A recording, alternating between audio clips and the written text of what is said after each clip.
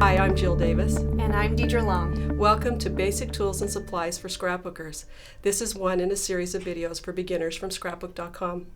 Once you understand the basics of scrapbooking and the supplies that you'll need to scrapbook, you'll avoid wasteful purchases and acquire only the items that you need, want, and will use. In this video, we'll show you the essentials and how to use them, store them, and organize them.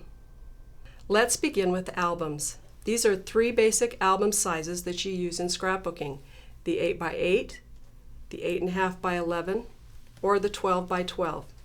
Inside your album, you will have page protectors that will house your layouts.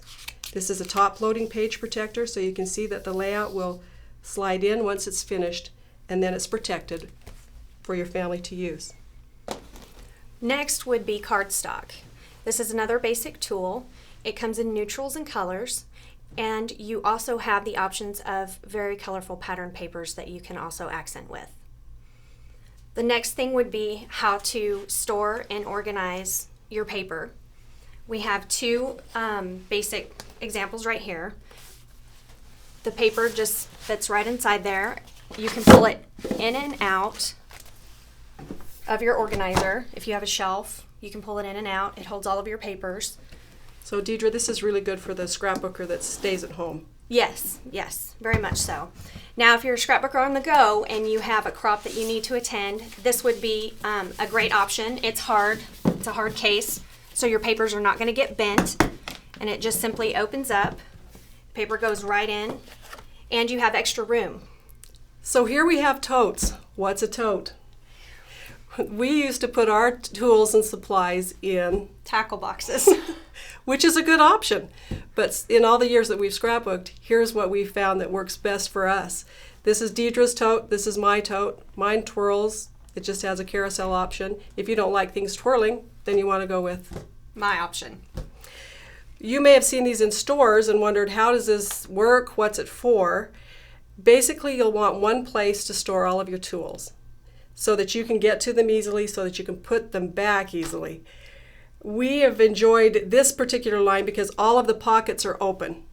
But if you like everything closed because you have children that would get into things, then you're going to want to have something that's closed like a tackle box.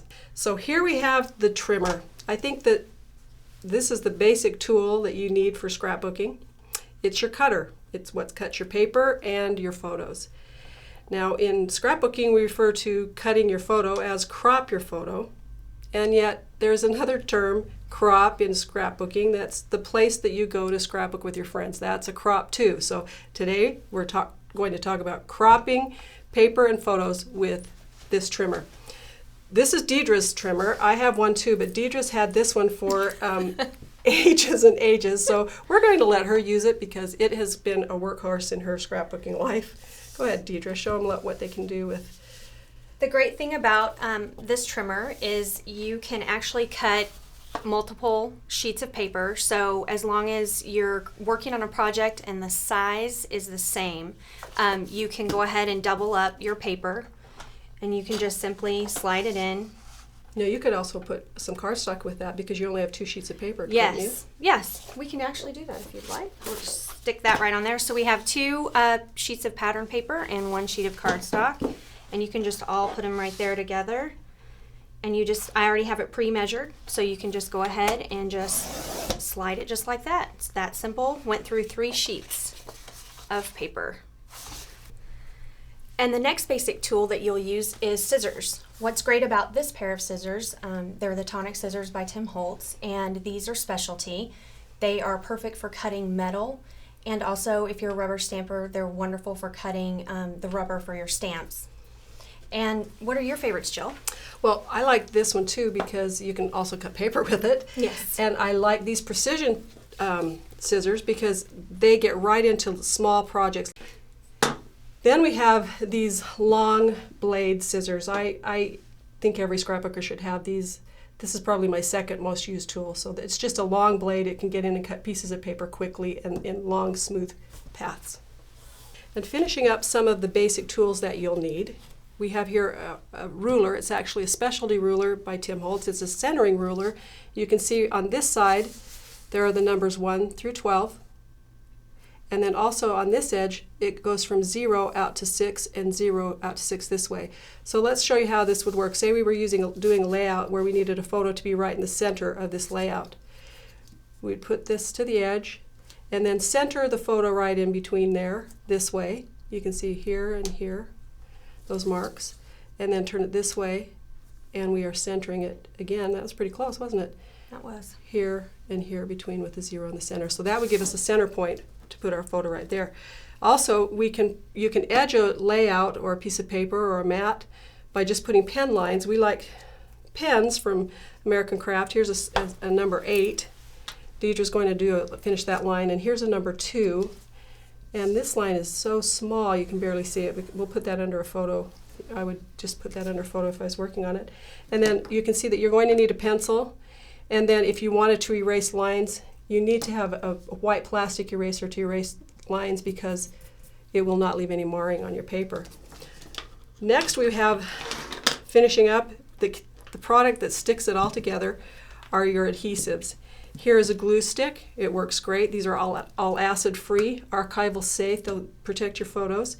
This is a glue stick. And this is a permanent adhesive. It's a sticky dot. So if I was going to apply this photo, I would just put a little here, a little here. You don't have to cover the whole thing with adhesive.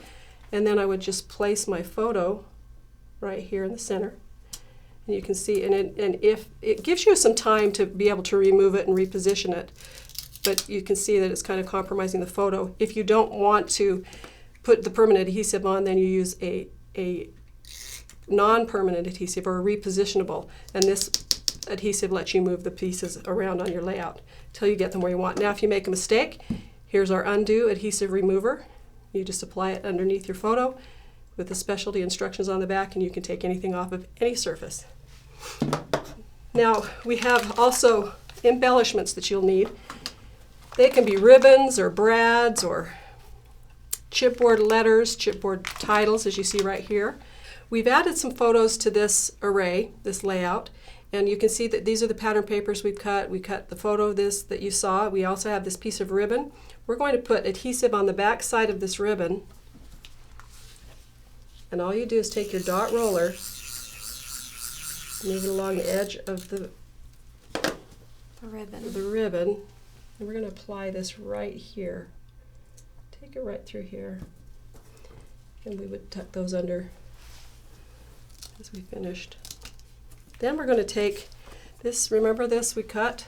We're going to put this tag right here, and we're going to use our adhesive to apply this. And then Deidre, how about you choose the embellishing you want to do here? What's great about the latest and greatest cardstock stickers is they are cardstock, and they are also glittered, which is fun. It's a nice little bling to your layout. So what you can do, these are all summer themed, and you can just choose right down in the corner there of your square. You can choose a cute little saying like that. And I also like summer because it goes right there nicely. And I think that Jill's going to be adding some journaling right here, or this can be where you actually add your journaling with your date and what you think of the photos. So you can see how we used all of the basic tools to actually construct a layout for you today, and you saw how simple that was and how great your finished products are. Thank you for joining us.